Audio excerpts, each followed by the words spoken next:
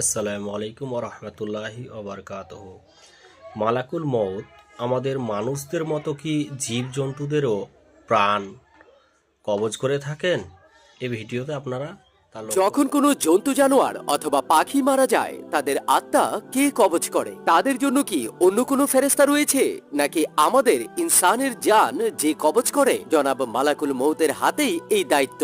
পুরানো রেওয়ায়েত মতে একজন ফেরেশতা জিনের, অন্য একজন ফেরেশতা শয়তানের এবং বাকি একজন ফেরেশতা তামাম মাকলুকাতের জান কবজ করে। অন্য আরেকটি রেওয়ায়েত এসেছে, একবার হযরত আজরাইল আলাইহিস সালাম আমাদের প্রাণের নবী হযরত মুহাম্মদ সাল্লাল্লাহু আলাইহি ওয়াসাল্লামকে বলেছিল, আমি আল্লাহর হুকুম ছাড়া একটি মশার জান কবজ করতে পারবো না। এই কথা থেকেই বোঝা যায় আজরাইল আলাইহিস সালামই সমস্ত প্রাণীকুলের, সেখানে পশু পাখি জীব জানোয়ার যা রয়েছে সমস্ত কিছুর জান কবজ করার ক্ষমতা রাখেন। বাকিটা আল্লাহ ভালো জানেন।